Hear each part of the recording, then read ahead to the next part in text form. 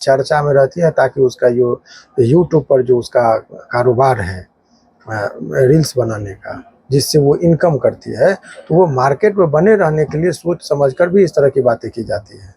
तो परिवार वालों का आपने बेल करवा दिया है, सिवाय एक व्यक्ति के। लेकिन अभी आरती ऐसा सोशल मीडिया पे बयान दे रही है कि उसे धमकी दिया जा रहा है, उसके घर को इंगित किया जा रहा है कि जो बेल पे रिहा हुए हैं उनसे आरती को खतरा है। तो ये केस को किस दिशा में ले जा रहा है और आरती के बयान को कैसे? देखिए, जब क्या होता है कि जब बेल मिल गया, तो बेल मिल जाने के बाद ये तो कोर्ट के माननीय न्यायालय के निर्देशानुसार वो निकले हैं ये लोग।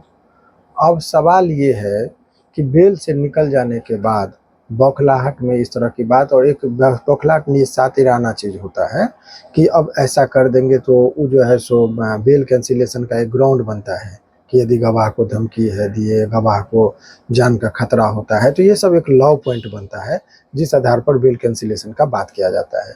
तो ये सब चीज़ वो बहुत सातिराना तरीके से मनगढ़ंत झूठ पर झूठ, झूठ पर झूठ, झूठ पर झूठ बोल करके वो परेशान करना चाह रही है। एक बात ये है। दूसरी बात ये है कि बेल हो जाने के बाद उनके परिजन के जो थे, जिन पर आरोप था, उन लोगों ने कभी कोई मीडिया में आके बयान नहीं दिया। लेकिन ये इस तरह से इसलिए करे कि चर्चा में रहती है, ताकि उसका जो यूट्यूब पर जो उसका कारोबार है रील्स बनाने का, जिससे वो इनकम करती है, तो वो मार्केट में बने रहने के लिए सोच समझकर भी इस तरह की बातें की जाती है।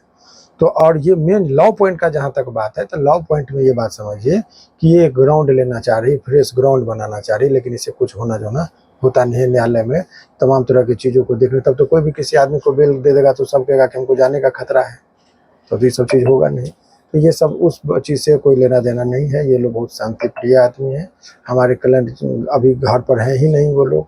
निकलने के बाद वो लोग किस डिमोरलाइजिंग हालत में जी रहे हैं, क्योंकि इतनी बड़ी बदनामी हो गई झूठा मुकदमा में, यदि जेल में इतने लंबे अवधि तक वो लोग रह गए, तो ये तो अपने आप में बहुत चौंकाने वाली बात है। और झूठ वो उसके बयान में ही बहुत सारे फरे भी। वो कहते हैं कि मुझे दूसरे रूम में बंद कर दिया गया था, तो जब रूम में बंद कर दिया तो उस रूम की वारदात को कैसे देखी वो? मोबाइल कह रही थी कि हमारी भाभी बुलाई थी, तो मोबाइल भाभी के पास होना चाहिए, तो यदि इसके पास कैसे मोबाइल आ गया कि वो उस मोबाइल से उमेश यादव को कहती है कि कॉल किया? वो एक नहीं, उसमें उसके बात में बहुत सारे बयान में ही अंतर है, जिस वजह से जो है सो लाभ अभियुक्त को मिलता है। तो इसमें बहुत सारी बातें हैं, इसीलिए उस चीज़ से इस केस को कोई लेना देना अब नहीं रह गया है।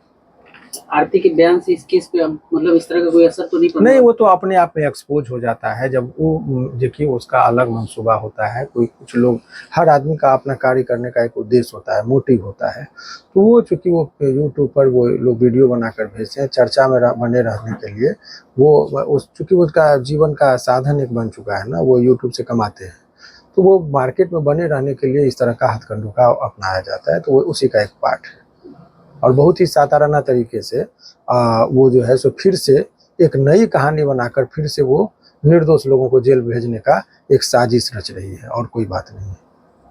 एक व्यक्ति भी और बचे हुए हैं जेल से बाहर आने के लिए, जिनको बेल अभी ग्रांट नहीं मिला है। पिछले दिनों आपने चर्चा की थी कि चार्ज फ्रेम का उनका डेट अभी पूरा नहीं हुआ था, तो वो भी कुछ दिन में बाहर आ जाएंगे? नहीं, उसको तो सबका समय अवधि चूंकि माननीय न्यायालय का निर्देश तो हो गया, वो तो उसमें कहीं कोई दो राय नहीं है। निर्देशानुसार सभी लोग निकल रहे हैं जेल से बाहर, कहीं कोई दिक्कत नहीं। और एक चीज जो वो बोल रहे हैं कि हमारे घर पर आके देखिए, बयान को मैंने भी देखा, फिर देखिए कितनी बड़ी झूठ बात बोल रही है। बोल रहे हैं कि 2-4 लोग आए और घर दिखाए कि यही उमेश यादव का घर है। अरे भाई, किसको नहीं मालूम है गांव में? यदि उसको धीरेन्द्र यादव पड़ोस के गांव के हैं, तो उनको देखने दिखाने के लिए कोई तीसरा आदमी जाएगा कि ये घर है? अब बात को समझिए। सबको मालूम है कि अगल बगल के पड़ोसी हैं, सबको कि इनका घर कौन है, तो दिखाने के लिए क्यों लेके जाएंगे? और इसको उमेश यादव को कोई घर दिखाने के लिए धीरेन्द्र यादव को ले जाएंगे या इनके परिवार को लेके जाएंगे? सबको मालूम है ये घर है। तो ये सब मन गढ़ंत बात है, झूठ पर झूठ बोलते हैं।